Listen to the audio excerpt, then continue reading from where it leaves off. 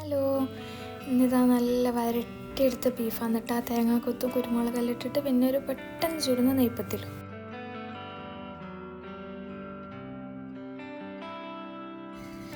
ഞാനിത് 1/2 കിലോ ബീഫാണ് എടുത്തിട്ടുള്ളത്.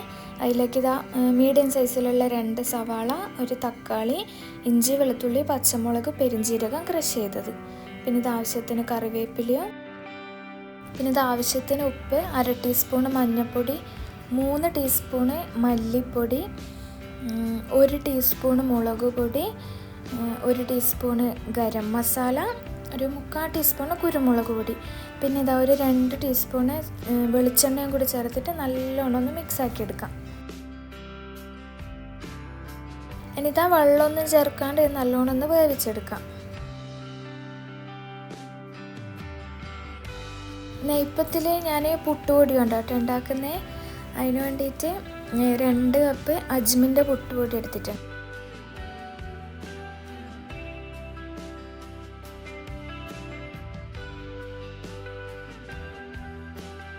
ഇനി ആവശ്യത്തിന് ഉപ്പിട്ട് കൊടുത്തിട്ട് നല്ലോണം ഒന്ന് മിക്സാക്കാം.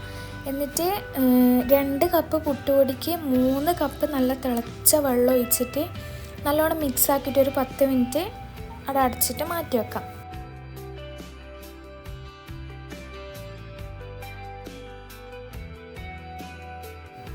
ഇനി ഇതാ നെയ്പ്പത്തിലിടാനുള്ള തേങ്ങൻ്റെ മിക്സിന് ഞാൻ 1 കപ്പ് തേങ്ങ എടുത്തിട്ടുണ്ട്. അതിലേക്ക് ഒരു പീസ് ഉള്ളി, സാധാ സവാള, ഇനി ചെറിയുള്ളി വേണമെങ്കിൽ ഒരു 5-6 ചെറിയുള്ളി ഇട്ടെടുത്താൽ മതി. ഇനി ഇതാ 1 ടീസ്പൂണ് പെരിഞ്ചീരകം, 1/2 ടീസ്പൂണ് സാധാ ചെറിയ ജീരകം ഇട്ടിട്ട് ഒന്ന് ക്രഷ് ചെയ്തെടുക്കാം. ഇനി ഇത് ഇതിലേക്ക് ഇപ്പം ക്രഷ് ചെയ്ത തേങ്ങൻ്റെ മിക്സ് ഇട്ടിട്ട് നല്ലോണം ഒന്ന് കുഴച്ചെടുക്കാം.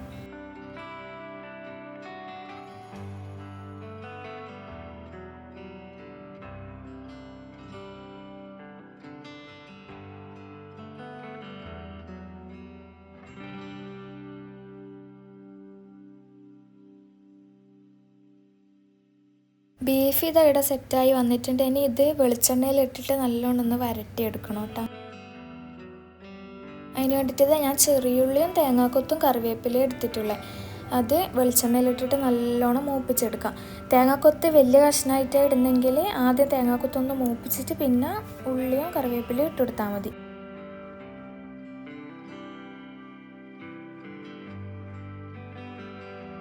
ഇത് ഇങ്ങനെ നല്ലോണം മൊരിഞ്ഞ് വന്നാൽ നേരത്തെ വേവിച്ച് വെച്ച ബീഫില്ലേ അതിലിട്ടിട്ട് നല്ലോണം ഒന്ന് മിക്സാക്കി എടുക്കാം.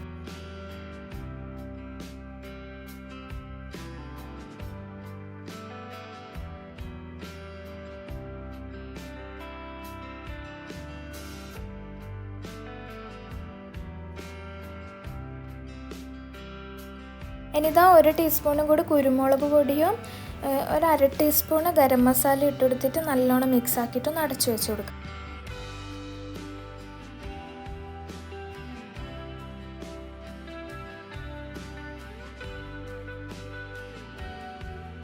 ഇനി ഇതാ ഇതിലേക്ക് കുറച്ച് മല്ലിയിലയും കൂടി ഇട്ടെടുത്തിട്ട് ഒന്നും കൂടി ഒന്ന് അടച്ചു വെക്കാം.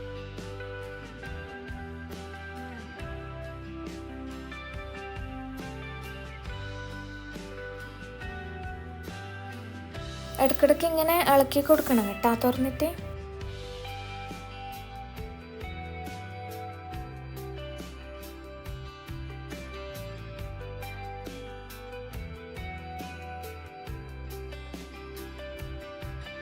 അപ്പം ഇത് ബീഫ് ഇവിടെ സെറ്റായി വന്നിട്ടുണ്ട്. അതവിടെ മാറ്റി വെക്കാം.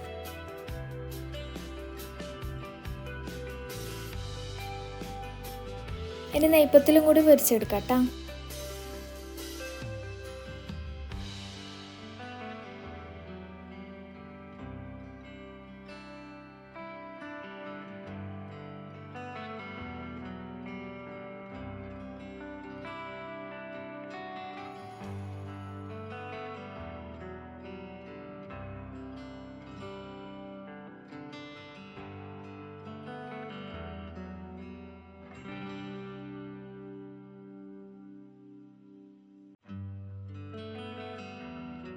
ഇതാ നെയ്പ്പത്തിലും ബീഫും റെഡി ആയിട്ടുണ്ട്.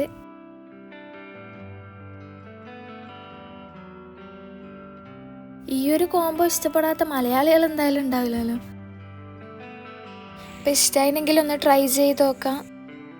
അപ്പോൾ ഓക്കെ, ബൈ.